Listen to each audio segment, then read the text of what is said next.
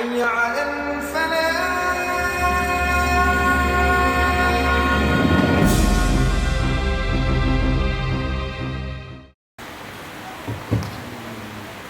Assalamualaikum warahmatullahi wabarakatuh. Bismillah, walhamdulillah, wassalatu wassalamu ala rasulillah wa ala alihi wa sahbihi wa mawalah. Allahumma anfa'na bima 'allamtana wa 'allimna ma yanfa'una. Allahumma zidna ilma warzuqna fahma wa atina hikmah. Allahumma barik lana fi majlisina hadha bi rahmatika ya arhamar rahimin. Walhamdulillahi rabbil alamin. Taqabbalallahu minna wa minkum wa taqabbal ya karim. Kepada para habaib, para kiai, para asatidzah yang sama kita hormati dan sama kita muliakan dan selalu kita doakan agar mereka semua senantiasa mendapatkan limpahan rahmat dan barakah dari Allah Subhanahu wa taala. Alhamdulillah di sini hadir bersama kita Al-Habib Abdullah bin Ali Bafaraj. Kemudian ada Habib Muhammad bin Ahmad Al-Attas, dan masih ada Habib Muhammad bin Saleh Al-Habsyi, Habib Muhammad bin Toha As-Segaf, Habib Anwi bin Zain Al-Aidrus, dan masih banyak para habaib yang lainnya yang tidak kita sebutkan satu persatu nama-nama beliau, tapi tidak mengurangi rasa mahabbah kita semua kepada mereka. Di sini juga ada guru-guru kita, para kiai kita yang hadir. Wabil khusus ada Kiai Haji Abdul Qahar dari Sumedang, Jawa Barat. Beliau adalah Ketua Dewan Pimpinan Daerah Front Pembela Islam Provinsi Jawa Barat. Alhamdulillah beliau menyempatkan diri hadir bersama kita di tempat ini. Dan juga masih ada Habib Ishaq Al-Mutahhar dari Pontianak, Kalimantan Barat. Dan masih ada yang lainnya yang tidak saya sebutkan satu persatu, tapi mudah-mudahan kehadiran mereka semua bersama kita di tempat ini akan menjadi turunnya rahmat dan barakah buat kita semua. Amin ya rabbal alamin. Ahibahil kiram, tadi kita sudah sama-sama mengikuti prosesi tasmiyah dan gunting rambut. Mudah-mudahan bayi atau cucu kami yang tercinta tersebut dijadikan oleh Allah Subhanahu wa taala sebagai perempuan yang salehah. Amin ya rabbal alamin. Nah, sebelum kita mulai pengajian kita kali ini, terlebih dahulu saya ingin mengajak semua untuk membaca suratul Fatihah yang kita niatkan untuk putra dan putri kita yang saat ini sedang belajar di Yaman. Itu warga Indonesia tidak kurang dari 5.000 pelajar yang tersebar di berbagai ma'had, berubat dan universitas yang belajar di Yaman sana, baik di Universitas Al-Ahqaf maupun di Darul Mustafa, ataupun di Rubat Trim, ataupun di Rubat Habsyi, ataupun di Rubat Al-Attas, ataupun di Rubat Al-Masyhur, Al-Adani, begitu juga di Darul Ulum dan rubat-rubat yang lainnya. Karena kondisi Yaman saat ini kacau balau, perang terjadi di berbagai tempat, wabil khusus di Son'a, di Su'ada, di Sobwa, di Hudaidah, dan juga di Aden. Telah banyak berjatuhan korban. Dan sebagian mahasiswa kita, sebagian kecil memang sudah berhasil dievakuasi, tapi masih banyak yang lainnya yang belum bisa dievakuasi. Tapi alhamdulillah untuk wilayah Hadramut, khususnya Mukalla sampai ke Tarim, sampai saat ini kondisinya masih aman. Mudah-mudahan seterusnya aman. Jadi untuk Mukalla, Tarim dan sekitarnya sampai saat ini kondisi masih cukup aman. Dan Al-Habib Abdullah Baharun, begitu juga Al-Habib Umar bin Hafiz juga sudah menyampaikan pesannya kepada para orang tua daripada santri-santrinya untuk tetap tenang dan banyak berdoa. Sampai saat ini Hadramut kondisinya masih cukup tenang. Tapi memang untuk Hudaidah itu cukup parah, dan beberapa kawan kita anak-anaknya sekolah di sana. Itu ada Kiai Misbahul Anam, putranya di Hudaidah, kemudian Habib Muhammad Al-Hamsi di mana? Ya, Hontoh sana. Tapi Hontoh juga termasuk yang agak rawan, mencekam. Nah, jadi hari ini kita bacakan suratul Fatihah. Secara umum kita mohon kepada Allah agar Yaman kembali aman, kondusif, normal seperti sedia kala, dan dijadikan oleh Allah sebagai yaitu negeri yang penuh keberkahan. Sebagaimana sabda Nabi dalam hadisnya, al-fiqhu yamani wal hikmatu yamaniyah. Jadi Nabi mengatakan dalam satu hadis, kata beliau, hikmah itu adanya di Yaman, fikih itu adanya di Yaman. Ini pujian tersendiri dari Nabi untuk negeri Yaman.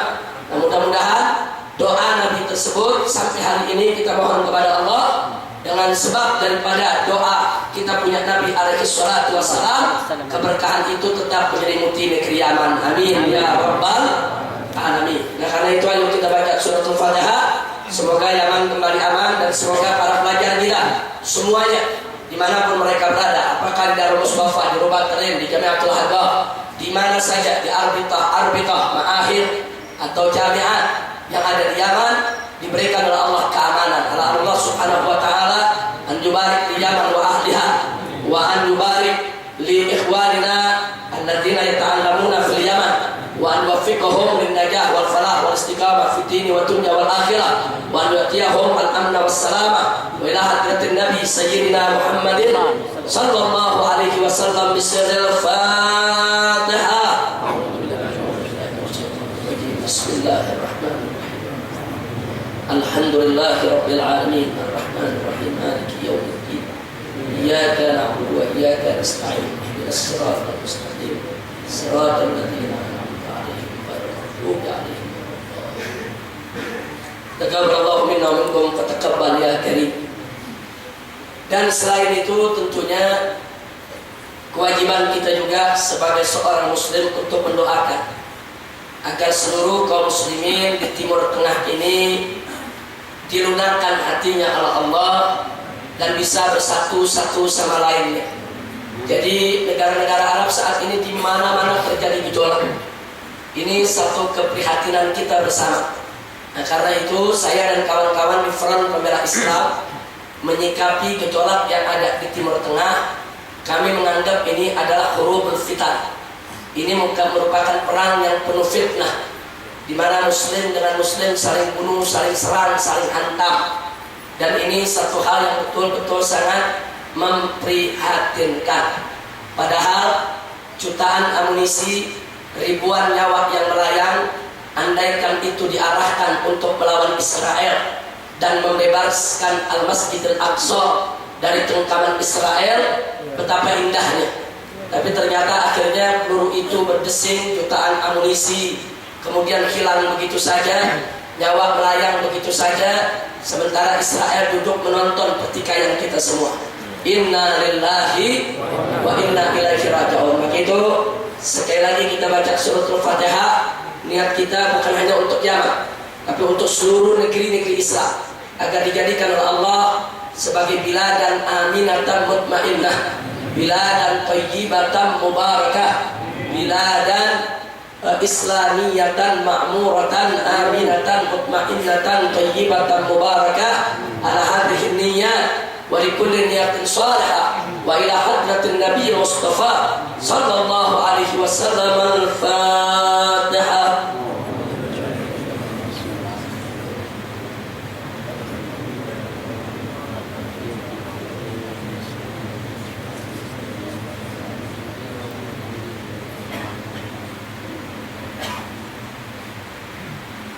Taqabbalallahu minna wa minkum fataqabbal ya karim.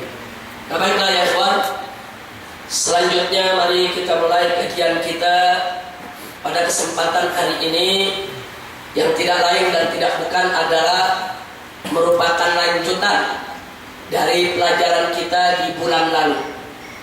Di bulan yang lalu kita sudah paparkan apa hubungan akidah, syariat dan akhlak. Bahkan sudah kita paparkan apa beda akidah dengan filsafat dan ideologi. Apa beda syariah dengan hukum dan peraturan? Dan kita juga sudah uraikan apa beda akhlak dengan moral dan mental. Kita sudah paparkan dengan rinci, dengan aneka ragam contohnya. Nah, sekarang kita masuk lanjutan dari yang kemarin. Nah, kemarin di ujung daripada pelajaran kita sempat kita singgung apa yang akan kita bahas pada kesempatan hari ini.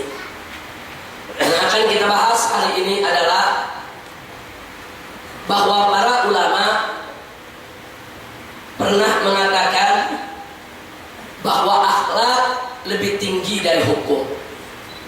Akhlak lebih tinggi dari hukum. Sampai-sampai mereka mengatakan al-ityanu bil adab khairun min imtithal al-amr. Jadi kita bersikap dengan adab yang sempurna itu lebih didahulukan daripada kita melaksanakan perintah secara apa adanya. Nah, ini perlu pembahasan supaya tidak terjadi kesalahpahaman. Apa maksud dari ungkapan ini? Akhlak lebih tinggi daripada hukum. Nah, untuk kita membahas ini, pertama kita mesti garis bawahi dulu tentang keagungan akhlak Nabi kita Muhammad sallallahu alaihi wasallam. Allah telah menyatakan dalam Al-Qur'anul Karim surat Al-Qalam ayat 4, faqala ta'ala wa innaka la'ala khuluqin 'azim. Di mana Allah menyatakan sesungguhnya engkau ya Muhammad benar-benar sungguh-sungguh betul-betul memiliki akhlak yang sangat mulia, akhlak yang sangat agung, akhlak yang sangat terpuji. Ini syahadatun ilahiyah. Ini adalah kesaksian ilahi yang maha tinggi. Jadi Allah yang maha tahu tentang isi hati manusia, isi kepala manusia, apa yang dilakukan oleh manusia secara terang-terangan ataupun dilakukan secara sembunyi-sembunyi. Bahkan Allah maha tahu yang dipikirkan oleh seorang manusia. Allah yang maha tahu itulah yang memberikan kesaksian betapa agungnya akhlak Nabi kita Sayyiduna Muhammad sallallahu alaihi wasallam. Nah, pertanyaannya, kenapa kita punya Nabi alaihi salatu wassalam diciptakan oleh Allah dalam akhlak yang sangat sempurna? Ada rahasia apa di balik itu? Jawabnya salah satunya adalah sebab visi misi kenabian yang dibawa oleh Rasulullah sallallahu alaihi wasallam tidak lain dan tidak bukan adalah litahsil akhlak, untuk perbaikan akhlak, untuk penyempurnaan akhlak, sebagaimana Nabi sabdakan di dalam hadis yang diriwayatkan oleh Al-Imam Al-Baihaqi dalam kitab Sunan Kubra-nya. Beliau menyatakan innama bu'ithtu li utammima makarimal akhlak. Sesungguhnya aku ini diutus hanya, tolong garis bawahi kata hanya. Jadi Nabi mengatakan sesungguhnya aku ini diutus hanya. Kenapa kita gunakan hanya? Karena dalam bahasa Arabnya ada kata innama. Innama itu adatun min adawatil hasr. Satu ungkapan yang digunakan untuk pembatasan. Jadi kalau Nabi mengatakan innama bu'ithtu, sesungguhnya aku diutus hanya untuk apa? Untuk menyempurnakan kemuliaan akhlak. Nah, kalau Nabi mengatakan hanya, berarti seluruh ajaran Nabi, baik menyangkut akidah maupun menyangkut syariat, semua ditujukan untuk menyempurnakan akhlak. Makanya bulan lalu sudah kita tegaskan, kenapa kita tidak boleh mempraktekkan atau terlibat dalam bentuk apapun dalam praktek perdukunan. Kenapa kemusyrikan itu diharamkan? Kenapa kita tidak boleh mempersekutukan Allah? Kenapa kita tidak boleh menggunakan ilmu sihir atau mempelajari ilmu sihir? Jawabnya supaya akhlak kita mulia. Kenapa kita diwajibkan sholat 5 waktu sehari, diwajibkan puasa Ramadan, zakat harta, menunaikan ibadah haji bagi yang mampu? Jawabnya supaya akhlak kita mulia. Lalu kenapa kita tidak boleh berjudi, tidak boleh menenggak minuman keras, tidak boleh mencuri, tidak boleh korupsi, tidak boleh berzina, tidak boleh melacur, tidak boleh berdusta, tidak boleh menganiaya, tidak boleh makan riba? Jawabnya supaya akhlak kita mulia. Jadi akhlak itu cerminan. Makanya bulan yang lalu sudah kita tegaskan, omong kosong. Kalau ada orang mengaku akidahnya kuat, tapi akhlaknya rusak, omong kosong. Kalau dia mengaku sebagai pejuang penegak syariat, kalau ternyata akhlaknya tidak mulia. Karena manakala akidah itu kuat, mantap, syariat Islam itu tegak, jalan, dilaksanakan, maka akhlak pasti mulia. Jadi akhlak itu cerminan, dan akhlak itu merupakan misi kenabian. Misi kenabian yang dibawa oleh Rasulullah adalah untuk menyempurnakan akhlak. Itulah rahasianya kenapa Nabi diciptakan oleh Allah dengan akhlak yang begitu sempurna. Karena misinya untuk penyempurnaan akhlak. Bagaimana mau menyempurnakan akhlak kalau akhlaknya tidak sempurna? Bagaimana mau menyempurnakan akhlak kalau akhlaknya tidak sempurna? Itu rahasianya. Kita punya Nabi akhlaknya begitu agung, begitu mulia, begitu suci, karena memang beliau punya tugas yang luar biasa, misi kenabian untuk menyempurnakan akhlak umat manusia. Shallu ala Nabi. Nah, kemudian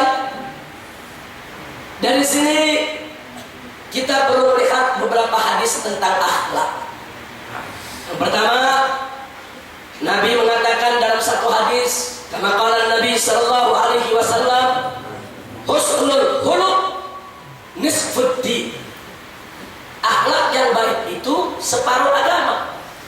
Ini diriwayatkan oleh Imam Ad-Dailami dalam Sunan Al-Firdaus dan Al-Imam Al-Khatib Al-Baghdadi di kitab Tarikh Baghdad.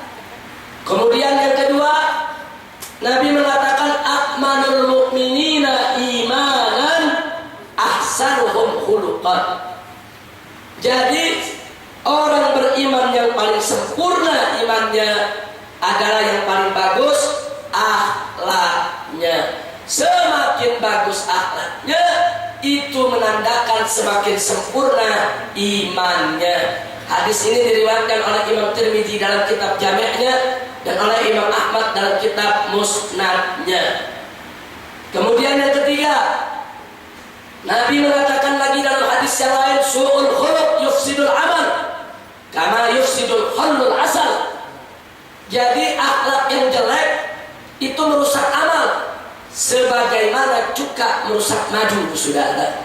Madu itu manis, segar, enak, tapi kalau sudah terkena cuka, rusak dia, saudara. Nah, jadi begitu juga amal perbuatan kita yang sudah bagus, sudah baik, dirusak dengan akhlak yang tidak baik, maka rusak kita punya amal, saudara. Nah, kemudian yang keempat, saudara, hadis yang diriwayatkan oleh Al-Imam Al-Baihaqi, di mana Nabi mengatakan al-mu'minu yuhibbu li akhihi ma yuhibbu nafsi. Orang mukmin itu menyukai bagi saudaranya apa yang disukai untuk dirinya. Nah, ini kalau dalam riwayat Bukhari bunyinya la yu'minu ahadukum hatta yuhibba li akhihi ma yuhibbu li nafsi. Itu riwayat Bukhari. Kalau riwayat Baihaqi bunyinya seperti ini, al-mu'minu yuhibbu li akhihi ma yuhibbu li nafsi. Nah, baik. Yang kelima adalah hadis di mana seorang sahabat di tengah majelis Nabi mengatakan kepada Nabi, "Ya Rasulullah, inna fulana tasuman nahara wa taquman laila walakinnaha tu'dhi jiranaha bilisaniha." Jadi ada sahabat mengatakan, "Wahai Nabi, wahai Rasul, inna fulana," ada seorang perempuan. Kalau fulan lelaki, kalau fulana perempuan. Ada seorang perempuan tasuman nahar, rajin puasa siang harinya, wa taqumal lail, dan rajin bangun malamnya. Walakinnaha tu'ti jiranaha, tapi dia ini suka mengganggu tetangganya. Bilisaniha, dengan lisannya, dengan mulutnya. Jadi ini perempuan suka ganggu tetangga, nyakiti tetangga dengan mulutnya, seperti judes, ketus, ngatain tetangga, nyakitin tetangga, menghina tetangga, mengganggu ketenangan tetangga. Dan apa jawab Nabi? La khaira fiha. Nah, kita tulis di layar, itu ada jawaban Nabi itu. La khaira fiha, kata Nabi. Enggak ada kebaikan dalam diri perempuan tadi. Ini menarik untuk kita kaji. Perempuan ini sholat, bukan hanya sholat fardu, sholat sunnah di waktu malam. Perempuan ini rajin puasa, bukan hanya puasa Ramadan, hampir setiap hari dia puasa, saudara.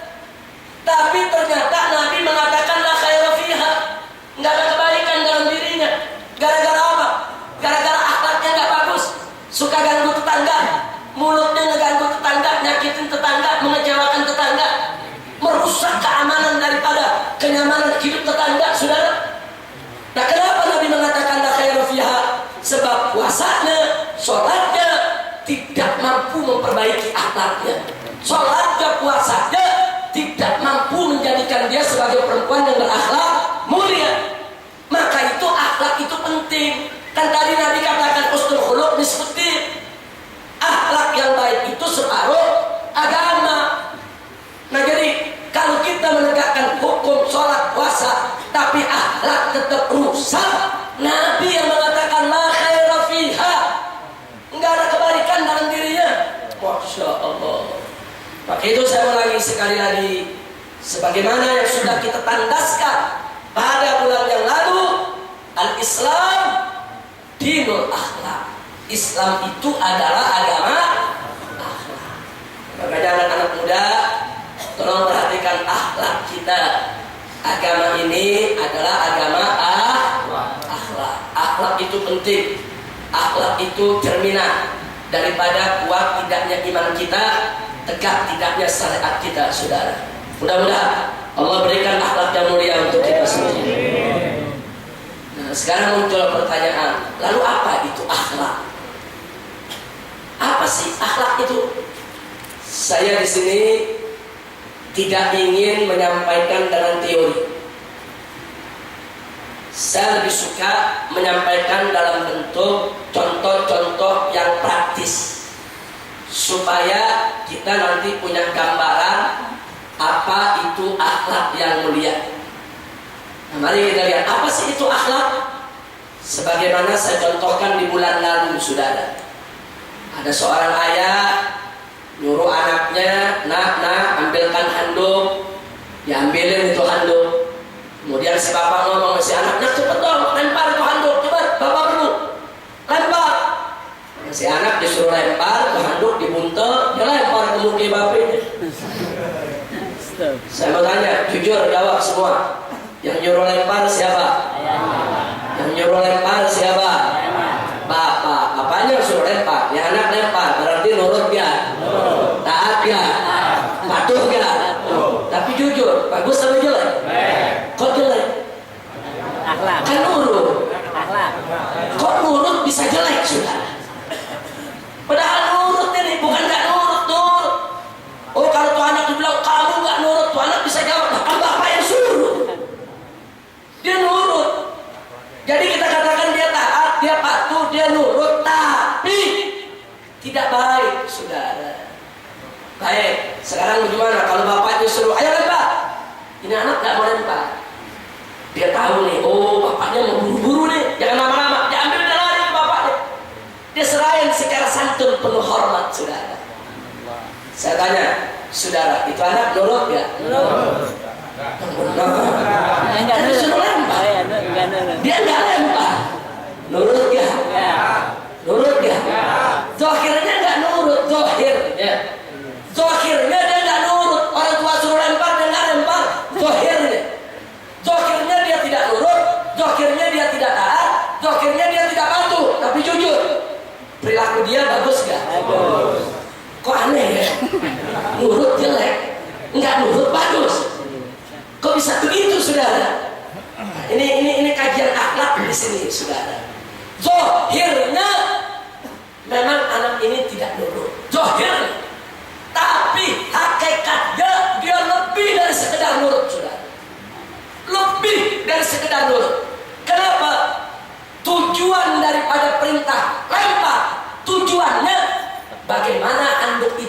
sampai ke tangan bapaknya dengan cepat. Itu tujuannya. Nah, si anak nggak mau lempar, dia lari, dia kasih. Itu handuk sampai ke tangan bapaknya dengan cepat. Berarti tujuan perintah tercapai. Tujuan perintah terwujud. Manakala tujuan perintah itu tercapai, terwujud sesuai dengan keinginan si ayah tadi, maka si anak tidak boleh dikatakan tidak nurut, saudara.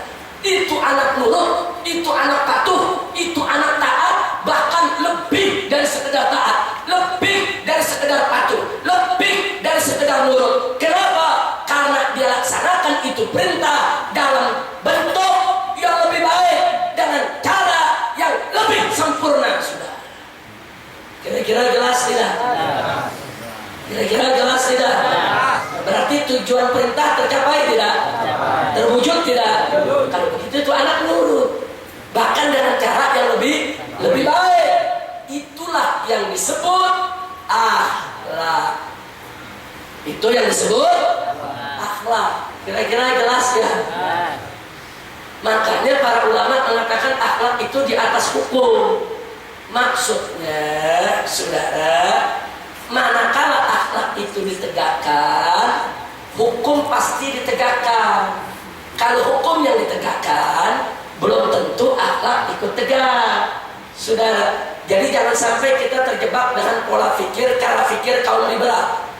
Orang liberal ngomong begini, tujuan daripada sholat puasa kan supaya akhlak baik.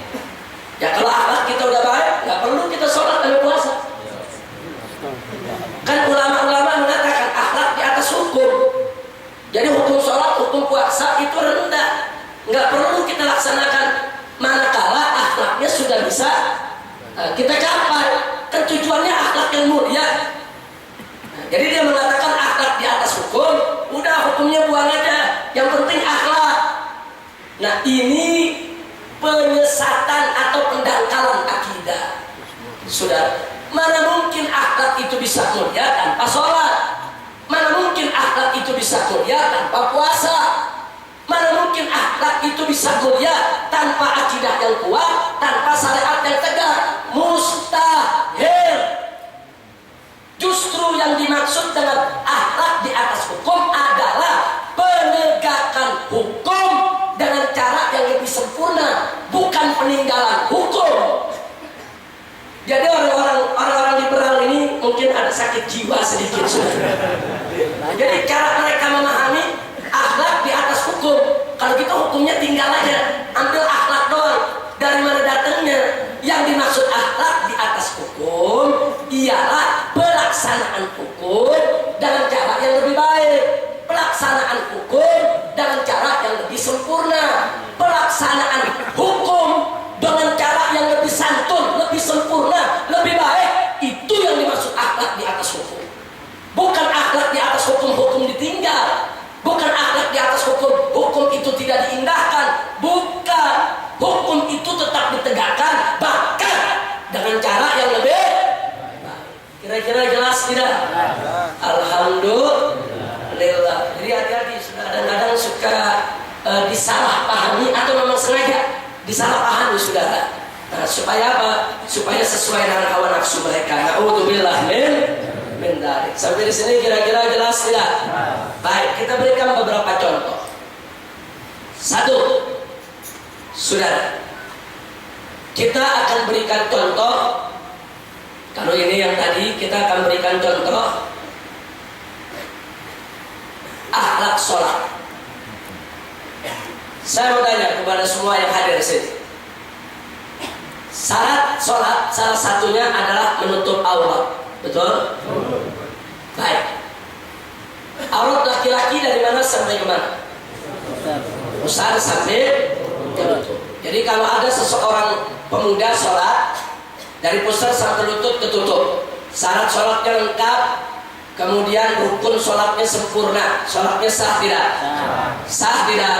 Sah. Bagus. Secara hukum sah. Nah kemudian ada problem. Ini anak muda sholat ambil kain, dia pakai, dia tutup dari pusar sampai ke lutut, dia sholat, dada terbuka, ketek kemana-mana. Allahu Akbar, itu bulu ketek ya sarang gonggong. Tapi ketutup, dia punya aura dari pusar sampai ke lutut. Syarat sholat yang lain lengkap, rukun sholat yang lain sempurna. Saya tanya, sholatnya sah ya? Secara hukum sah ya? Sah. Tapi secara akhlak kurang ajar. Secara akhlak kurang ajar, saudara. Secara hukum kita mesti akui sah. Sah secara hukum, pengertian sah. Dia nggak wajib qada lagi. Dia udah laksanakan, saudara. Tapi secara akhlak kurang ajar.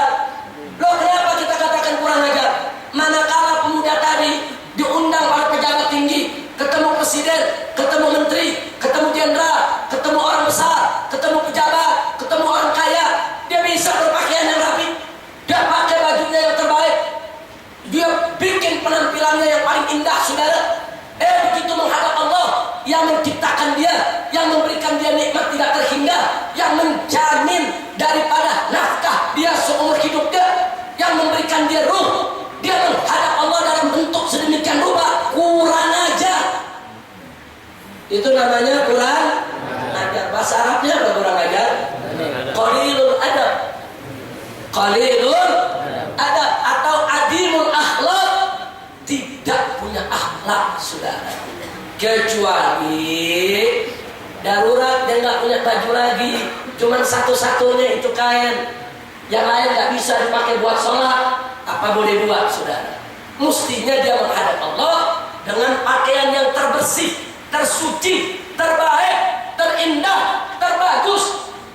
Dia tampilkan dirinya di hadapan Allah dengan penampilan terbaiknya, saudara. Kalau itu dia lakukan, sholatnya bukan saja sah, tapi sholatnya juga berkah. Kenapa? Sebab berakhlak. Makanya tadi saya katakan, akhlak itu ialah penegakan hukum dengan cara yang lebih sempurna, saudara. Dia sholat menutup pusat sampai lutut cukup, tapi kurang sempurna. Manakala dia sempurnakan, saudara, itulah yang disebut akhlak. Kira-kira jelas tidak? Jadi sengaja ini hari saya mau kupas masalah akhlak bukan dengan teori, bukan, tapi dengan contoh-contoh yang praktis, sudah. Dengan contoh jadi kita tahu, oh akhlak begitu, itu akhlak. Sebab orang sekarang ini kalau bicara akhlak, yang ada di kepalanya orang bertutur sapa lembut, bertutur sapa santun, banyak senyum, nah itu dibilang akhlak, sudah. Selain itu dia nggak bilang akhlak. Padahal mana akhlak tidak sesempit itu. Mana akhlak jangan dibatasi hanya dengan senyum. Mana akhlak jangan dibatasi dengan lemah lembut. Kadang-kadang ada orang lemah lembut, senyum, tapi tidak berakhlak. Ada, saudara, banyak. Saya kasih contoh. Acara televisi, ada artis tampil, saudara, suaranya lembut, senyum, saudara. Dia lagi cerita apa? Saya kumpul kebo sama artis anu. Ini anak jadi hasil kumpul kebonya. Dia tunjukin lagi hasil kumpul kebonya, saudara. Penampilannya manis, menarik, santun, lembut, gumbar senyum, saudara. Tapi saya tanya, berakhlak apa enggak? Enggak ada akhlak, saudara. Dia bangga dengan maksiat, dia umbar itu maksiat, dia sampaikan maksiat yang dilakukan tanpa beban. Ini namanya adimul akhlak, tidak punya akhlak. Walaupun dia senyum, walaupun tutur sapanya dia lembut, saudara. Ya, tutur sapa lembutnya, senyumnya hanya untuk membungkus kebejatan.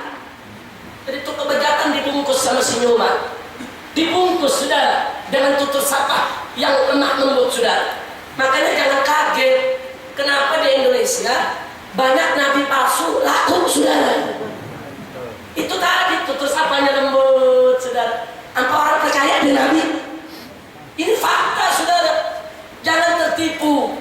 Banyak kesesatan dibungkus dengan senyuman, banyak kesesatan dibungkus dengan kelembutan, saudara. Ini yang mesti kita waspadai. Jadi, saudara, tolong kita mesti waspada.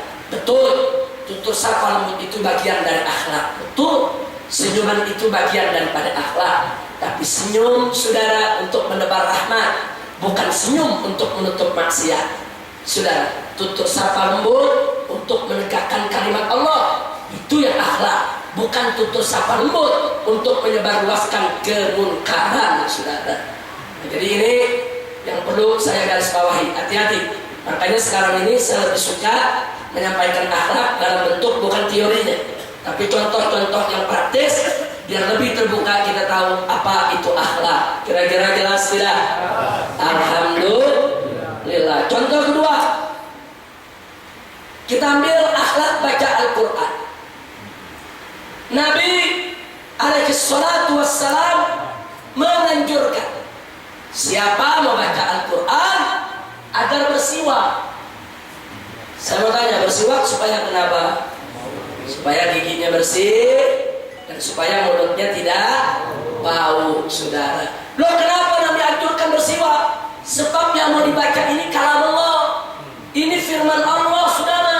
Ini bukan sembarang bacaan. Ini bacaan mulia. Ini bacaan agung. Ini bacaan suci. Sampai bacanya jangan bau itu mulut, saudara. Dan diajarkan oleh Nabi akhlak ada.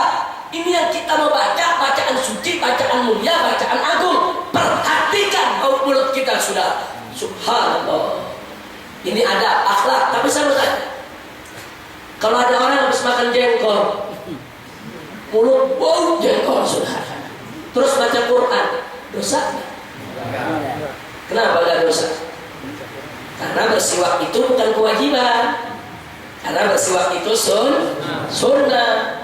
Jadi kalau mulut bau jengkol dia baca Al-Quran, dia nggak dosa karena dia tidak melanggar kewajiban. Nah, cuman dia tidak melaksanakan sunnah. Betul tidak wajib, cuma kurang berakhlak. Loh, kenapa kurang berakhlak? Nah, kan Nabi ajarin akhlak. Baca Al-Quran, bersihkan itu mulut. Nah, makanya mazhab Al-Imam Asy-Syafi'i radhiyallahu ta'ala anhu, saudara, sepakat ada perbedaan pendapat.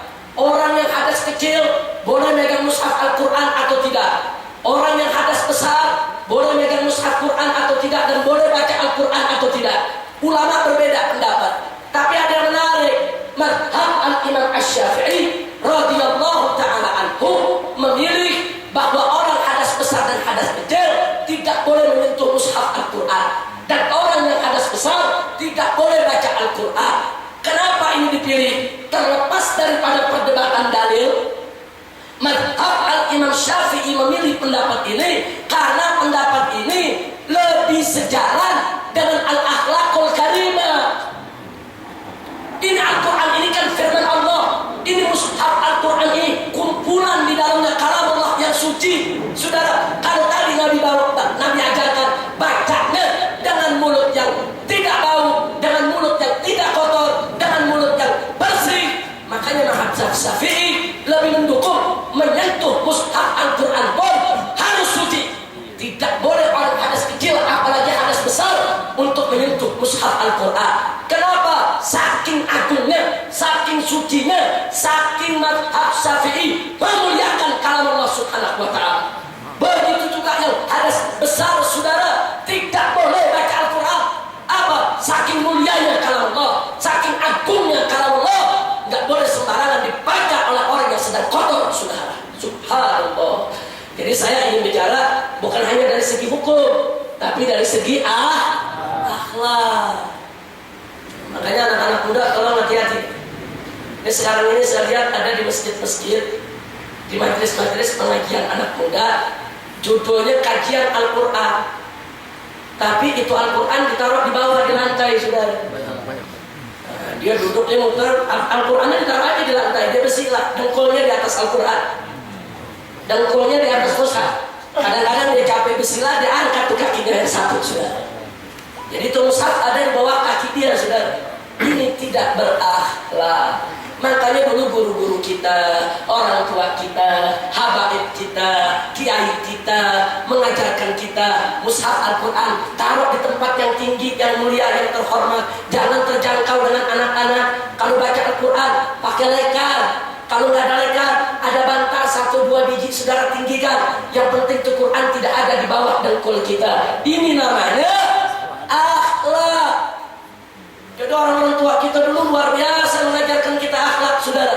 Jadi ada akhlak kepada Allah, ada akhlak kepada Al-Quran, ada akhlak kepada Nabi, dan ada akhlak kepada orang tua, saudara. Tadi sholat, jangan cuma nutup aurat dari pusar sampai lutut saja. Itu akhlak kita terhadap Allah. Bagaimana cara kita menghadap Allah? Kali ini cara baca Al-Quran. Ini akhlak kita terhadap Al-Quran. Begitu sampai di sini saya mau tanya lagi, kira-kira jelas tidak? Jadi kira-kira jelas ya apa itu akhlak? Ada bayangan tidak? Jadi akhlak itu ialah menegakkan hukum Allah dengan cara yang lebih sempurna. Baik, saya kasih satu contoh tadi. Akhlak nikah. Rukun nikah ada 5. 1, ada pengantin laki. 2, ada pengantin perempuan. 3, ada wali nikah. 4, ada 2 orang saksi. 5, ada sighah, ada akad, ada ijab qabul, saudara. Nah, saya mau tanya, kalau seseorang nikah lengkap ini semua rukunnya, sah tidak nikahnya? Sah tidak? Sah. Nah, sekarang ada peristiwa anak muda umur 17 atau 20 tahun, lelaki. Dia jatuh cinta sama seorang perempuan. Dia lamar kepada orang tua itu perempuan, lamarannya diterima, dinikahkan. Pengantin laki ada, pengantin perempuan ada, walinya ada. Malah orang tua itu perempuan yang nikahin, saudara. Kemudian ada saksi 2 orang, bahkan diundang orang banyak. Bukan lagi 2 saksinya, saudara. Saksinya ratusan orang. Nah, kemudian ada ijab qabul, saudara. Dia nikahnya sah tidak? Sah tidak? Tapi ada problem. Ini anak muda waktu nikah, dia nggak kasih tahu bapak sama ibunya sendiri. Bapaknya sendiri dia nggak kasih tahu ke ibunya, saudara. Jadi nikahnya secara hukum sah. Kenapa? Karena izin dan restu dari ibu si lelaki dan bapak si lelaki bukan syarat nikah, bukan rukun nikah. Secara hukum sah. Secara hukum. Tapi secara akhlak, hati-hati, saudara.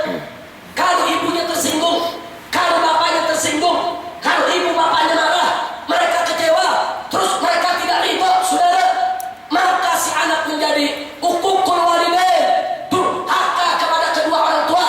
Uququl walidain, dosa besar, bukan dosa kecil, saudara. Nikahnya sah, tapi si laki dosa besar. Masya Allah. Jadi hati-hati, saudara. Itu bahayanya kalau kita tidak memperhatikan akhlak. Jangan hanya terpaku dengan hukum. Oh, ada anak muda jawab, Habib, tapi kan itu urusan pribadi saja. Sama menikah itu urusan pribadi. Nikah itu bukan urusan pribadi. Nikah itu urusan keluarga. Begitu kau ucapkan ijab qabul, begitu perempuan tersebut sah menjadi istrimu, maka istrimu menjadi mantu ibumu, mantu bapakmu, saudara ipar daripada saudara-saudaramu. Dia menjadi anggota keluargamu. Ini bukan urusan pribadi, urusan keluarga. Enaknya ngomong urusan pribadi, saudara. Nah, ibumu, bapakmu adalah orang yang paling berhak kau kasih tahu. Kau ajak musyawarah, kau minta restu dan izinnya, walaupun itu bukan syarat dan rukun nikahmu, tapi itu adalah kunci ridho Allah. Ridho Allah fi ridhal walidain, itu adalah kunci kau masuk surga. Insya Allah. Maka itu saya ingatkan ini, saudara, kalau yang lelaki saja saya ingatkan jangan coba-coba menikah tanpa sepengetahuan seizin kedua orang tua, apalagi yang perempuan. Anak perempuan jangan sekarang main lari, saudara, kawin sama orang yang gak disukai oleh ibu bapaknya. Inna lillahi wa inna ilaihi raji'un. Hei para pemuda, hei para pemudi, ibumu mengandungmu 9 bulan. Selama hamil 9 bulan luar biasa susahnya, luar biasa beratnya melahirkanmu. Itu perjuangan hidup dan mati. Menyusuimu, tengah malam dia harus bangun saat orang lain tidur. Dia susuimu, dia bangun karena rengekanmu. Dia bangun untuk membersihkan kalau kau buang air besar, buang air kecil. Di tengah malam kau dirawat bertahun-tahun dengan susah payah. Dan ayahmu banting tulang, kuras keringat, cari nafkah, menjamin kehidupanmu. Dia yang sekolahkanmu, uang kesehatanmu, uang pakaianmu, uang makanmu. Bahkan berapa banyak para ayah terpaksa melakukan yang haram, terpaksa menipu, terpaksa mencuri hanya untuk menjamin anaknya. Insya Allah, berapa banyak orang tua terpaksa daripada anaknya kelaparan, daripada anaknya nggak makan, dia terpaksa, dia mencuri, dia menipu saudara hanya karena cinta kepada anak. Begitu udah dewasa 17, 20 tahun saudara, seenaknya dia putuskan dalam kehidupannya tanpa setahu dan tanpa ridho orang tuanya. Inna lillahi wa inna ilaihi raji'un. Jadi hati-hati, jangan main-main saudara. Uqul walidain itu berat. Itu dosa besar setelah syirik saudara. Nah, karena itu ini kita bicara akhlak. Alangkah indahnya kalau kau ingin menikah, anak-anak muda yang masih bujang mau melamar, mau sama ibu bapak. Kalau mereka senang, dilamarkan, dinikahkan, nikahnya sah dan berkah. Kalau orang tuanya nggak setuju, ya kalau orang tua nggak setuju, jangan dipaksa. Begitu diajak ngomong apa sih ibu bapak bilang, nah, alhamdulillah pilihanmu perempuan bagus, ibu bapak senang, ibu bapak setuju. Kapan mau dilamar? Jadi ibu bapak yang lamarkan. Indah tidak? Itu hak orang tua menilai. Suatu ketika ibu bapaknya bilang, nah, ibu dan bapak bukan nggak setuju dengan pilihanmu, tapi coba dong pikirkan lagi dong. Kesian dong sama ibu dan bapak. Anaknya nanya, kenapa bu? Kenapa pak? Itu kan pilihanmu, itu kan perek kampung. Nah, orang sekampung tahu itu perek. Nah, masa si tega perek jadi mantu ibu? Nah kan ibu punya hak menilai saudara. Tega, cari dong perempuan baik, cari dong perempuan terhormat, cari dong perempuan yang bagus. Jangan yang begini. Nah, ayahmu kan ustad, masa kau cari perempuan akhlaknya seperti itu? Saya mau tanya yang hadir, ibu dan bapaknya berhak tidak menilai? Berhak tidak menilai? Berhak menerima tidak? Berhak menolak tidak? Hak sudah. Kalau ditolak, cari yang lain. Dunia tidak sedaun kelor. Jangan kita korbankan cinta ibu bapak kita yang belasan tahun, puluhan tahun saudara, yang luar biasa pengorbanannya hanya untuk perempuan, hanya untuk lelaki yang baru kita kenal beberapa bulan. Jangan korbankan cinta orang tua saudara. Ridho Allah fi ridho walidain. Ridhonya Allah ada dalam ridho kedua orang tua. Jadi sekali lagi, maka itu maaf saudara, di markas syariat dan di front pembela Islam tidak ada doktrin kepada anggota. Kamu boleh kawin silakan, ntar ustaz yang nikahin walaupun ibu bapak nggak setuju. Nggak bisa saudara. Saya kaget ada organisasi di Indonesia saudara yang mendoktrin anggotanya dan siap mengawinkan anggotanya perempuan atau laki oleh si guru yang menikahkannya tanpa izin kedua orang tuanya saudara. Ajaran Islam mana yang kau ajarkan kepada para pemuda-pemudi kita? Ajaran Nabi yang mana yang kau ajarkan kepada anak-anak untuk kurang ajar kepada ibu bapaknya? Nggak boleh saudara.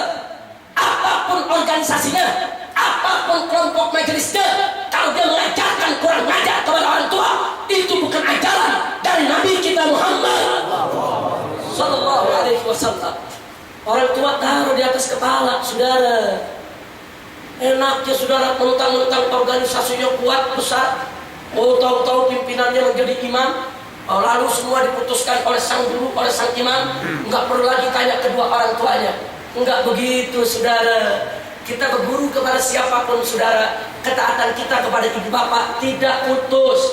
ketaatan kita kepada ibu bapak tetap wajib ila yaumil kiamah, sampai hari kiamat saudara, tidak akan putus.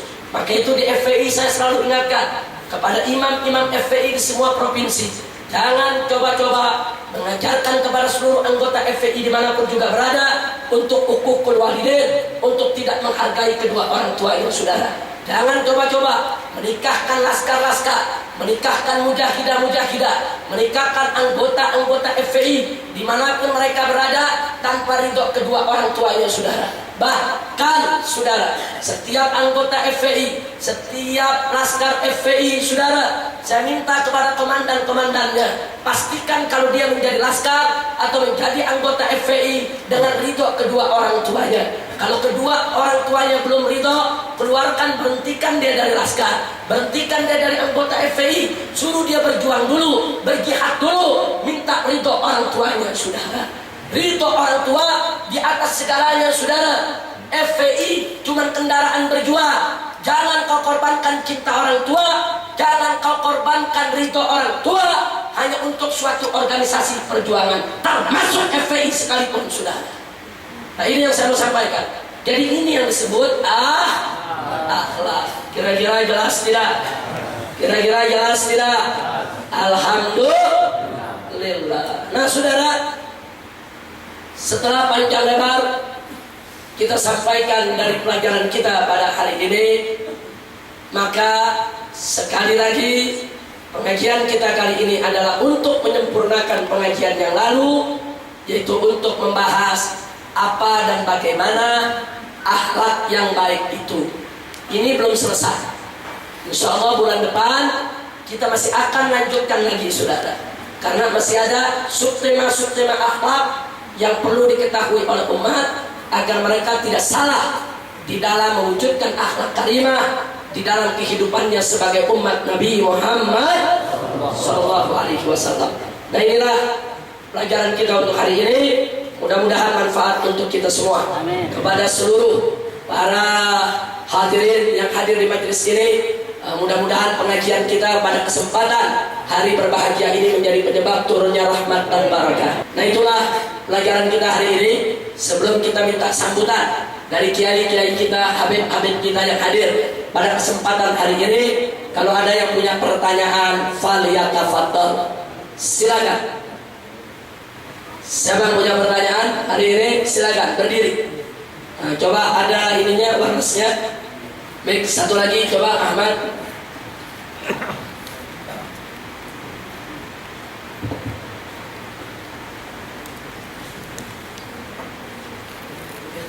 Assalamualaikum warahmatullahi wabarakatuh.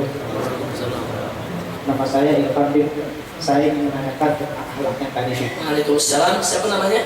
Irfan bin. Ya, silakan Irfan. Tadi kan akhlak itu di atas hukum ya. Iya. Nah, kita kan melihat di media itu kalau koruptor itu kan dia bisa dapat keringanan gitu. Dapat Keringanan hukum gitu kan. Iya. Yang mau saya tanyakan ketika pada minggu yang lalu itu mengenai nenek diberikan hukuman, itu tidak ada keringanan hukuman gitu. Artinya apakah itu disebutkan ada akhlak atau tidak hukuman tersebut? Terima kasih. Wassalamualaikum warahmatullahi wabarakatuh. Waalaikumsalam warahmatullahi wabarakatuh. Satu pertanyaan yang sangat bagus. Jadi manakala ada seorang nenek tua melakukan pelanggaran hukum, kemudian polisi dan jaksa begitu sigap mem-BAP, memeriksa, menyidik, menyeretnya ke pengadilan, disidang dan seterusnya. Nah, sementara banyak koruptor-koruptor muda yang merampas uang negara tapi mendapatkan perlakuan-perlakuan yang cukup istimewa. Bahkan ada yang sudah tersangka korupsi tapi sampai saat ini belum ditangkap. Nah itulah sebabnya tadi saya katakan banyak orang hanya bicara soal hukum, tapi mereka tidak bicara soal akhlak, soal etika.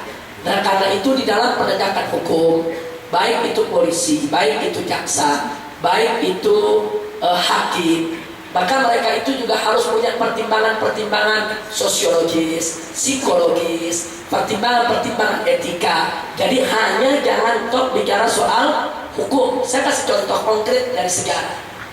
Ada seorang wanita di zaman Nabi datang kepada Rasulullah Shallallahu Alaihi Wasallam. Dia mengatakan kepada Nabi, ya Rasulullah, qad zanaitu. Wahai Rasulullah, aku sudah berzina.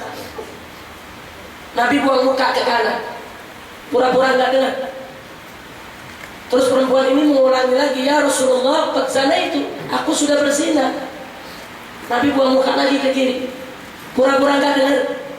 Seolah-olah isyarat Nabi, udah diamlah, kalau udah bikin dosa jangan disebar-sebarin. Tobat aja udah sono kepada Allah. Kalau dia diam, dia tobat, saudara, dia kan nggak mesti dihukum. Urusan dia dengan Allah. Tapi perempuan ini udah bertekad minta dihukum. Dia ngomong lagi, ya Rasulullah, qad zanaitu. Nabi buang muka lagi, saudara. Nah, tapi yang berikutnya, dia katakan, ya Rasulullah, dia tunjuk perut. Aku sudah zina. Dia tunjukkan perutnya kalau dia sudah hamil. Terus setelah itu Nabi masih nanya, enggak, maaf, dia belum tunjuk perutnya. Setelah dia ngotot, sudah, ya Rasulullah, aku berzina. Nabi lihat itu perempuan. Terus kata Nabi, kau lupa kali, kau mimpi kali. Masih dikituin Pak Nabi, sudah. Kau mimpi kali. Enggak ya Rasulullah, aku berzina. Nabi masih ngomong, mungkin dipeluk aja kali. Cuma paha ketemu paha. Sampai begitu, saudara. Enggak, dia katakan tidak, demi Allah aku berzina. Dan ini buktinya. Dia tunjuk perutnya hamil, saudara.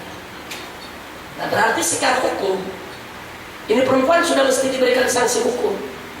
Dan perempuan ini sudah muhsan, pernah merasakan hubungan intim dalam pernikahan yang sah, sehingga hukumnya harus dirajam sampai cuma hukum, harus dihukum mati. Tapi Nabi nggak langsung hukum mati. Dia katakan, ya Rasulullah, aku minta dirajam. Kata Nabi, tunggu dulu. Yang salah engkau, tapi kan anakmu nggak salah yang dalam perut. Kau pulang dulu, tunggu sampai melahirkan. Lihat akhlak Nabi, sudah. Disuruh pulang dulu sampai melahirkan. Ditahan aja enggak? Ditahan enggak, saudara? Disuruh pulang. Dia pulang. Begitu sudah melahirkan, bayinya masih merah, dia datang lagi ke Nabi, ya Rasulullah, aku sudah melahirkan, aku minta dihukum. Terus apa jawab Nabi? Kalau kau dihukum sekarang, yang nyusui bayimu siapa? Kan bayi mesti nyusu 2 tahun. Kata Nabi, susui dulu, susui. Setelah selesai disusuin, baru dia datang lagi ke Nabi, dia minta dihukum, baru dihukum sama Nabi. Artinya ada etika yang dijaga. Ini zaman sekarang di negeri kita, perempuan hamil tetap di penjara, saudara. Sampai beranak dalam penjara. Ini mesti diubah. Katakan ibunya penjahat, katakan ibunya pengedar narkoba, iya, ibunya memang mesti dihukum. Tapi kalau si ibu lagi hamil, nggak boleh di penjara, saudara. Dan ibunya nggak boleh sampai lahir dalam penjara. Apa dosa si bayi? Apa dosa si anak, saudara? Kok harus dalam kehamilan ibunya yang dipenjara? Anda boleh lihat, saudara, di Indonesia tidak ada belas kasih.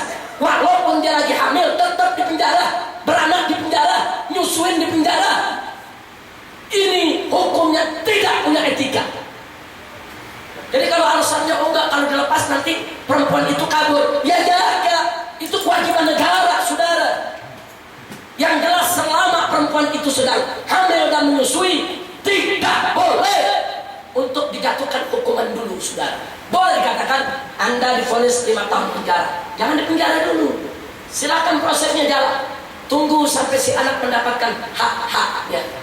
Nah, karena itu kita nasihatkan kepada para penegak hukum di Indonesia, para hakim, para jaksa, para polisi, jangan hanya terpaku kepada hukum, tapi lihat, tengok yang dalam. Ada unsur psikologis kejiwaan, ada unsur sosiologis, sosial kemasyarakatan. Orang gila saja, saudara, nggak boleh diadili, nggak boleh dihukum. Ada faktor kejiwaan yang dipertimbangkan, saudara. Lalu orang yang sakit, lalu orang yang tua renta, lalu orang yang sudah pikun, saudara, pertimbangkan dong. Itu kan psikologis juga, itu kan sosiologis juga. Nah, jadi saya setuju dengan Anda tadi. Etika harus ada di dalam penegakan hukum. Makanya Islam mengajarkan akhlak di atas hukum, saudara. Baik, ada pertanyaan lagi? Silakan berdiri. Coba mana tadi mic-nya? Ya, silakan. Bismillahirrahmanirrahim. Nama saya Mas Arbaidin. Ya. Ingin bertanya, tadi kan Habib menjelaskan tentang akhlak itu di atas hukum. Nah, tapi Habib belum menyinggung faktor-faktor yang mempengaruhi akhlak. Sedangkan faktor yang mempengaruhi akhlak kan itu banyak, seperti internal dan eksternal. Bisa Habib jelaskan faktor-faktor pengaruh akhlak yang paling besar itu dari segi mananya, Habib? Terus yang kedua, apa perbedaan etika dan akhlak? Atau ada persamaannya antara etika dan akhlak? Terima kasih, Habib. Wassalamualaikum warahmatullahi wabarakatuh. Waalaikumsalam warahmatullahi wabarakatuh. Untuk pertanyaan yang kedua sudah kita jawab pada pengajian bulan lalu. Kita sudah jabarkan apa beda akhlak dengan moral, dengan mental, dengan etika, dengan tata krama, dengan sopan santun dan lain sebagainya. Artinya akhlak itu sangat luas. Akhlak itu bersumber daripada ajaran Islam. Setiap akhlak pasti etika. Setiap etika belum tentu akhlak. Baik, saya pikir saya tidak perlu jawab lagi untuk yang kedua. Nah, adapun untuk yang pertama, sebagian tadi sudah saya singgung bahwa faktor yang paling berpengaruh di dalam pembentukan akhlak adalah satu, pemantapan akidah.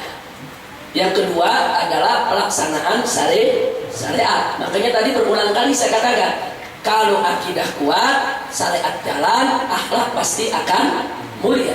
Itu faktor paling utama. Jadi jangan mimpi akhlak kita mulia kalau akidah kita lemah. Jangan mimpi akhlak kita mulia kalau syariat tidak jalan. Jadi mantapkan akidah, mantapkan tauhid, mantapkan keyakinan kita kepada Allah, jadikan rukun iman sebagai pedoman hidup kita, dan kita realisasikan dalam bentuk pengamalan syariat. Tegakkan sholat 5 waktu, puasa Ramadan, bayar zakat harta, tunaikan ibadah haji bagi yang mampu, tinggalkan semua maksiat, kerjakan semua kewajiban. Itu adalah faktor paling utama yang bisa mempengaruhi akhlak. Nah, adapun kalau soal faktor internal, keluarga, masyarakat, itu faktor yang berikutnya. Yang paling utama adalah pemantapan akidahnya. Yang paling utama adalah pelaksanaan syariatnya. Nah, karena itu para orang tua itu berperan penting untuk membentuk akhlak si anak. Karena Nabi mengatakan, kullu mauludin yuladu 'alal fitrah fa abawahu yuhawidani au yunassirani au yumajjisani. Kata Nabi apa? Setiap anak yang dilahirkan dalam keadaan suci, tergantung kedua orang tuanya. Apa orang tuanya tetap menjaga kesucian tersebut atau merubahnya menjadikan sebagai Yahudi atau sebagai Nasrani atau sebagai Majusi. Artinya orang tua berperan penting. Nah, kalau orang tua ingin anak-anaknya berakhlak mulia, mantapkan akidah anaknya. Doktrin itu dengan tauhid, doktrin itu dengan akidah, dan jaga pelaksanaan syariat anaknya. Suruh si anak sholat, suruh si anak puasa, ajarkan dari kecil. Bukan hanya puasa wajib, puasa Senin Kemis ajarin. Ajarkan itu anak berderma, ajarkan itu anak baca Al-Quran. Nah, jadi tentu peran orang tua sangat penting di dalam membentuk akhlak. Tapi inti daripada pembentukan akhlak tetap akidah syariat. Orang tua itu kan hanya murabi, pendidik, pelaksana. Nah, karena itu faktor daripada yang paling utama untuk penyempurnaan akhlak, mantapkan akidah dan jalankan syariat. Nah, faktor yang berikutnya, orang tua sejak dini harus memantapkan akidah anak dan memantapkan pelaksanaan syariat anak. Yang berikutnya lagi tentunya guru di sekolah, guru di majelis, itu juga punya kewajiban untuk membentuk akhlak para santrinya. Nah, bagaimana? Mantapkan akidah santrinya, mantapkan syariat santrinya. Nah, yang berikutnya adalah masyarakat. Nah, karena itu orang tua harus pandai-pandai memilih di mana dia tinggal. Kalau kampungnya udah penuh dengan maksiat, sekiranya anaknya akan rusak, pindah ke kampung lain. Cari kampung yang baik, cari kampung yang soleha, cari kampung yang betul-betul bisa mendukung kita untuk mendidik anak. Karena pengaruh masyarakat sangat besar terhadap pembentukan akhlak anak. Nah, itu di antara faktor yang bisa kita sampaikan. Mungkin ada satu pertanyaan lagi sebelum kita lanjutkan. Silakan. Assalamualaikum warahmatullahi wabarakatuh.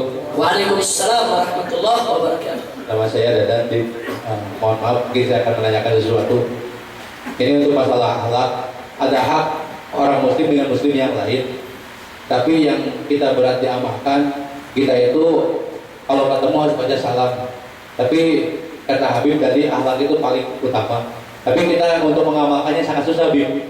Seperti itu. Kita bertemu dengan orang muslim yang lain, kita untuk mengamalkan salam itu sangat berat sekali. Ini kiat-kiat apa yang harus menguatkan untuk biar ketemu dengan orang muslim itu kita sering bertemu bukan salam. Itu aja, Habib. Terima kasih. Assalamualaikum warahmatullahi wabarakatuh. Waalaikumsalam. Jadi jawabnya singkat saja. Bagaimana menghilangkan rasa berat kita mengucapkan salam sesama muslim? Nah, jadi buang saja sikap berat itu. Kalau berat itu karena gengsi, buang gengsinya. Kalau berat itu karena malu, itu bukan malu pada tempatnya. Kalau malu pada tempatnya, bagus. Al-haya syu'batun minal iman. Mencuri, malu. Berbuat maksiat, malu. Itu malu pada tempatnya. Tapi kalau berbuat baik malu, jangan. Masa berbuat baik harus malu? Jangan. Itu bukan pada tempatnya. Jadi buang saja semua ganjalan-ganjalan, buang. Apa ganjalannya? Gengsi, buang gengsinya. Apa ganjalannya? Malu, kan bukan pada tempatnya. Buang aja udah. Nah, jadi insya Allah kalau itu semua dibuang, kita nggak berat lagi untuk mengucapkan salam sesama muslim. Nah, jangan lupa, saudara, Nabi mengatakan dalam satu hadis, lan tadkhulul jannah hatta tu'minu. Kalian tidak akan masuk surga sehingga kalian beriman. Walan tu'minu, dan kalian tidak beriman hatta tahabbu, sampai kalian saling cinta sesama mukmin. Jadi kau tidak beriman, kau tidak masuk surga sebelum beriman. Kau tidak beriman sebelum saling cinta. Terus Nabi katakan, ala adullukum ala amalin idza amiltum bihi tahabbtum. Maukah kamu sekalian aku ajarkan satu amalan yang kalau kalian amalkan tahabbtum, niscaya kalian saling cinta. Apa gerakan? Nabi mengatakan afsus salam, sebarluaskan salam. Salam itu bisa menebar cinta, salam itu bisa menebar kasih sayang, salam itu termasuk inti ajaran akhlak. Nah, jadi buang segala ganjalan, mudah-mudahan Anda bisa menyebarkan salam. Amin ya rabbal alamin. Nah, ahibahil kiram, alhamdulillah, pelajaran kita hari ini, kajian kita hari ini tentang akhlak sudah kita sampaikan. Mudah-mudahan berkah untuk kita semua.